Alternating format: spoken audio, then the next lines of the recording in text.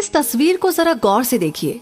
इसे देखकर आपको क्या लगता है कि इस मासूम से लड़के को नींद के लिए किसी मुलायम गद्दे की या किसी रेशमी चादर की या किसी एसी या पंखे की या किसी नींद की गोली की जरूरत होगी?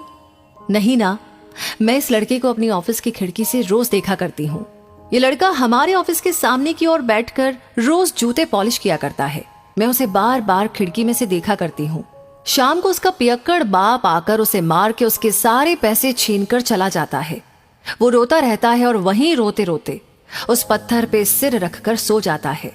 मुझे उस मासूम से चेहरे पर बड़ी दया आती है। मैं रोज सुबह ऑफिस आते समय उसके लिए बिस्किट लाती हूँ और दोपहर में वड़ा पाव और शाम को कभी कभी सैंडविच दे देती हूँ। वो खुश होकर खा लेता है और मुझे थैंक यू दीदी कहता है। मुझे भी एक अपनापन सा लगता है उससे, इसलिए मैं उसे मुन्ना कहकर बुलाती हूँ। मुन्ना बातों बातों में मेरे जूते भी पॉलिश कर लिया करता है और मुझसे पैसे भी नहीं लेता, मगर मैं जबरदस्ती उसको पैसे दे ही देती हूँ, ये कहकर कि अपनी मेहनत का पैसा कभी छोड़ना नहीं चाहिए। और वो मुस्कुराता रहता है। मैंने उससे एक बार पूछा कि क्या तेरा मन नहीं करता दूसरे बच्चों की तरह स्कूल जाकर के पढ़ने का? जी दीदी, मन तो बहुत करता है स्कूल जाने का, मगर मुझे मेरे काम से फुर्सत कहाँ। अगर मैं स्कूल चला गया तो यहाँ सबके जूते पॉलिश कौन करेगा? ये सोच मैंने अपना इरादा बदल दिया। मगर हाँ देखना दीदी, मैं भी आप ही की तरह एक दिन बड़ा आदमी बनूंगा और आपके साथ ही शादी करूंगा और आपको रोज बड़ा पाव खिलाऊंगा। उसकी बातें सुनकर मुझे हंसी आ जाती और मैं उससे कहती कि उसके लिए पहले तू बड़ा तो हो जा। और वो मुस्कुराकर कहता कि वो तो मैं हो ही जाऊंगा, आप देखती रहना दीदी। मैं हंसकर अपने हाथों से उसके बालों को बिखेरते हुए उससे कहती कि मुझे दीदी भी कहता है और मुझसे शादी की बात भी करता है। तू ना सच में पागल है। मुन्ना अपने कान पकड़कर कहता है, सॉरी दीदी। फिर एक दिन मुझे ऑफिस के काम से 5 दिन के लिए बाहर जाना पड़ा। वो 5 दिन मुझे मुन्ने की और उसकी नादानी भरी बात रोज याद आ जाया करती। 5 दिन बाद जब मैं अपना काम खत्म करके ऑफिस पहुंची, तब मैंने अपनी कार में से उतरते हुए देखा कि मुन्ना हमारे ऑफिस के सामने जहां रोज बैठता था वहां कुछ लोगों की भीड़ जमा हुई थी। मैं भागती हुई पहले उधर गई। सबको हटाकर मैंने देखा तो मेरी सांसें ही रुकने लगी। मुन्ना जमीन पर लेटा हुआ था, उसके सिर से खून भी बह रहा था और उसका पियक्कड़ बाप उसकी जेब में से रुपए निकाल रहा था। मैंने गुस्से से उसके बाप को धक्का लगाया।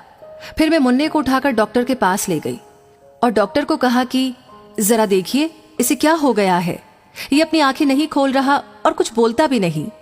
डॉक्टर ने मुन्ना को चेक करके बताया कि आपने इसे यहाँ लाने में थोड़ी देर कर दी है। ही इज नो मोर। और लगता है इसने कुछ दिनों से कुछ खाया नहीं और इसकी चोट देखकर लगता है कि किसी ने इसे बहुत मारा भी है। ये सुनकर मेरी आंखों से आंसुओं की बरसात होने लगी। मुझे गिरते गिरते डॉक्टर ने संभाला और कुर्सी पे मुझे बैठाते हुए कहा कि आप बैठ जाइए और अपने आप को संभालिए, और पूछा कि ये लड़का आपको कहाँ मिला और ये आपका लगता क्या है? मैंने रोते हुए कहा, ये मुन्ना है जो मेरा कुछ ना होकर भी मेरा सब कुछ है, जो अब नहीं रहा।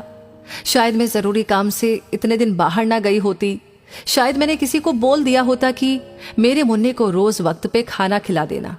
शायद इसके बारे में मैंने पहले कुछ सोचा होता तो शायद आज ये मेरे सामने मेरे साथ वड़ा पाव खा रहा होता और मुस्कुरा के कहता, थैंक यू दीदी।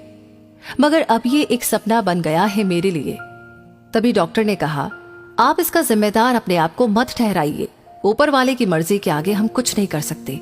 शायद ऊपर वाला भी यही चाहता होगा। हाँ डॉक्टर साहब, आप शायद सच ही कह रहे हैं। अच्छा ही हुआ, वरना इसका बाप इसे रोज रोज मारता रहता। आखिर कब तक ये सहता रहता। चलो, इस मार से तो इसे मुक्ति मिली।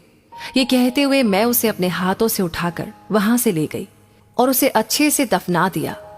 मुन्ना को गए हुए आज 6 महीने हो गए, लेकिन आज भी जब भी मैं हमारे ऑफिस की खिड़की से बाहर देखती हूँ तो मुझे मुन्ना मुस्कुराते हुए दिखाई देता है और कहता है कि मैं भी एक दिन आप ही की तरह बड़ा आदमी बनकर दिखाऊंगा और देखना आप ही से शादी करूंगा। उसकी आवाज आज भी मेरे कानों में गूंज रही है। उसका मुस्कुराता हुआ चेहरा आज भी मेरी नजरों से हटता नहीं और आज भी मेरा मन यही कहता है कि काश उस दिन मैं काम से बाहर ना गई होती तो शायद मुन्ना यूं भूखा पेट ना रह पाता। जो रिश्ते दिल से जुड़े होते हैं उन रिश्तों का कोई नाम नहीं होता, मगर वो रिश्ता हमें उम्र भर याद जरूर रह जाता है। तो बात सिर्फ 10 रुपए के बिस्किट, 10 रुपए का वड़ा पाव और 20 रुपए की सैंडविच की थी, जिससे किसी की भूख अगर मिट सकती है तो उस भूखे को रोटी खिलाना भी भगवान की पूजा के बराबर ही है। ये सोचकर हर महीने अपनी कमाई में से कुछ पैसे अनाथालय में दे देती हूँ। तो दोस्तों, भूख क्या होती है और रोटी की कीमत क्या होती है, ये एक गरीब के अलावा कोई नहीं जान सकता, जो एक रोटी के लिए पूरा दिन काम करते हैं। और अगर वही रोटी उससे कोई छीन ले तो उस बच्चे की क्या हालत होती होगी, ये मैंने देखा है। तो फिर ये तो एक नन्हा फरिश्ता था जो किस्मत का मारा था, जिसे मैं शायद ही कभी भुला पाऊं। तो कुल मिलाकर बात यह है कि अगर किसी को 2 वक्त की रोटी देने से किसी की जिंदगी बच सकती है, और अगर वो देने वाले हाथ हम बन जाए, तो शायद कोई गरीब लड़का यूं भूखे पेट कभी ना सोएगा और ना ही भूख से तड़प कर मरेगा।